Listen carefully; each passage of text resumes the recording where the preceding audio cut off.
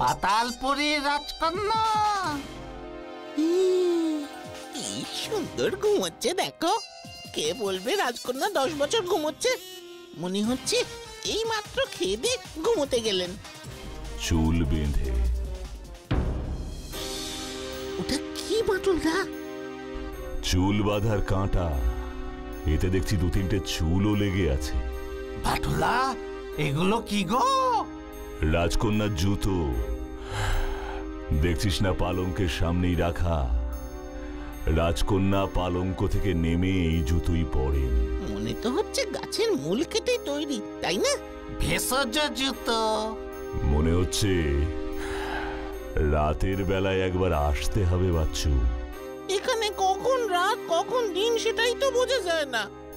ওই ওদের কুচকাওয়াজ বন্ধ হলে। চল এখন। সোনার কাঠি রূপর কাঠি, সোনার কাঠি রূপর কাঠি। ও বাটুলদা, যাবে নাকি এখন? চারপাশ তো চুপচাপ। চল, তবে খুব সাবধানে।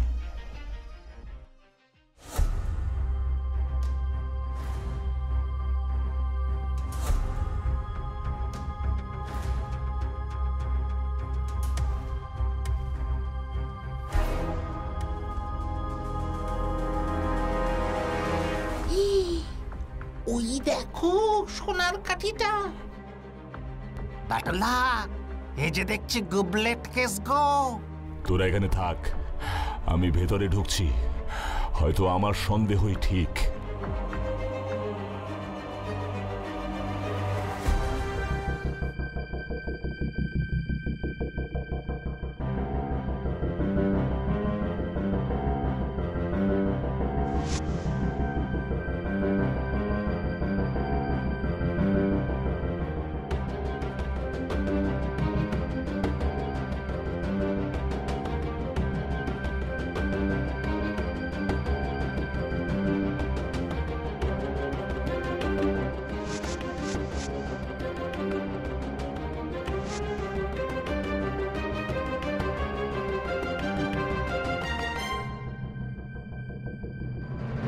রাজকন্যা সোনার কাঠিটা খোঁপায় গুছলো।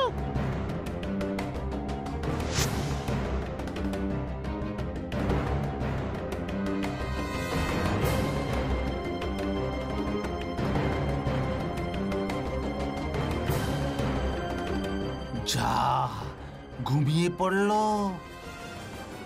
ওই তো বাটুলদা চলে আসছে। হাইলি সাসপিসিয়াস কেস রে। বাটুলদা! বাটুল বাবু, রিল্যাক্স, আপনি এখন একদম সেফ। বাটুল বাবু, আজ টানা 2 দিন পরে তোমার ঘুম ভাঙলো। বাটুল বাবু, নেপালগড়ের ওই কবরখানায় আপনি কিভাবে গেলেন, আর কেনই বা গিয়েছিলেন? ওইখান থেকেই আমরা আপনাকে পরের দিন সকালে উদ্ধার করি। সব বলবো। আগে আপনি বলুন, হাবিলদার খুশিলালকে আপনি চেনেন কিনা, বা ওর কোনো খোঁজ নিতে পারবেন কিনা? হাবিলদার খুশিলাল? না, আমাদের থানায় তো এই নামে কোনো হাবিলদার ছিল বা আছে বলে জানি না। Wagon number 14। খোঁজ নিন। রেলগার্ডে, রেল পুলিশের দপ্তরে মালগাড়িতে ডিউটি করে বা করতো এমন নামে কেউ। আমি এক্ষুনি রেলগার্ডে একবার ফোন করছি। বাটুলদা, এসব কি হচ্ছে? ওই গিরকিচ টানেলের রহস্য সমাধান। চুপ করে থাক এখন।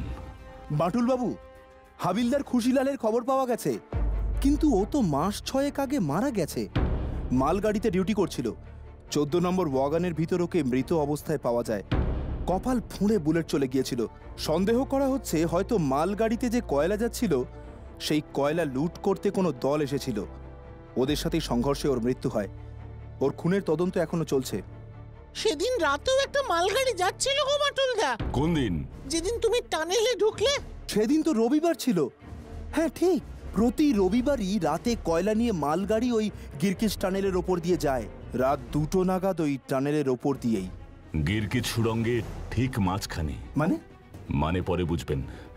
এখন যেভাবেই হোক, যে মালগাড়িটা প্রতি রবিবার টানেলের উপর দিয়ে যায়, সেটাকে আবার ওই টানেলের উপর আনবার ব্যবস্থা করুন। কিন্তু তাহলে তো রেলের কর্তাদের সঙ্গে কথা বলতে হবে। বলুন, খুশিলাল খুনের রহস্য সমাধানের জন্য এই কাজটা করতেই হবে ওদের। হ্যাঁ হ্যাঁ, আমি ওদের বলছি। হাবিলদার খুশিলাল 14 নম্বর ওয়াগন গিরকিচ সুড়ঙ্গের ঠিক মাঝখানে।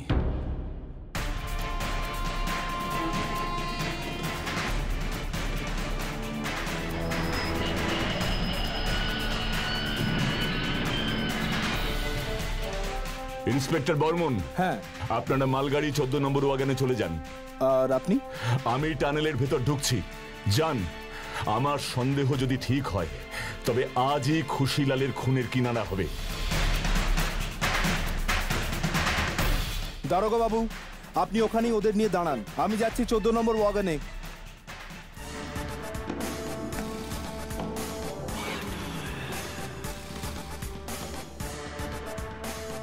আমার অনুমান ঠিক হলে এটাই হলো সেই গিরকিচ সুড়ঙ্গের মাঝখানটা। সুড়ঙ্গের উপর বিপদ চিহ্ন আঁকা। স্ট্রেঞ্জ।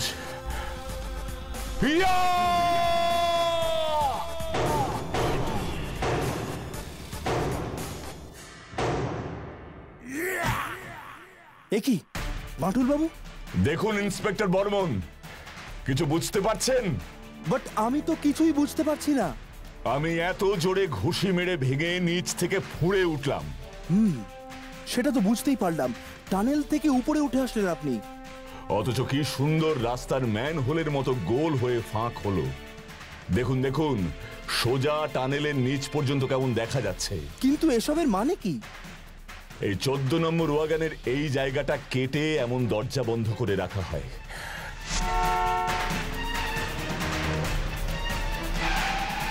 তারপর মালগাড়ি এসে টানেলের ঠিক মাঝখানে থামে।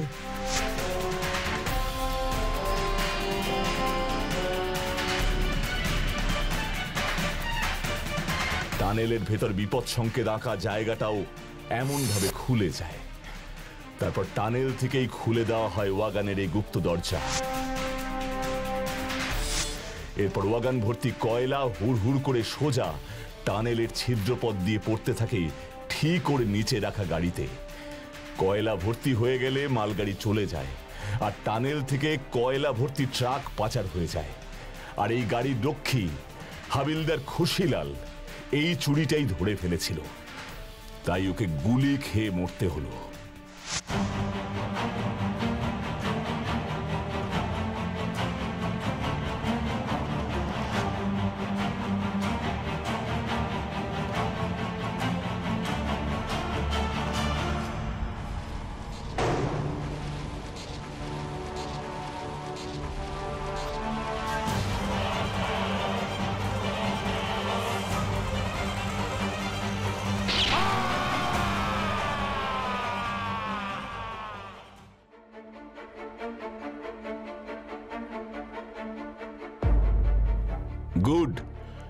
Good job inspector Barman, very good job. Thank you very much. এতদিনে খুশিলালের আত্মা শান্তি পেল।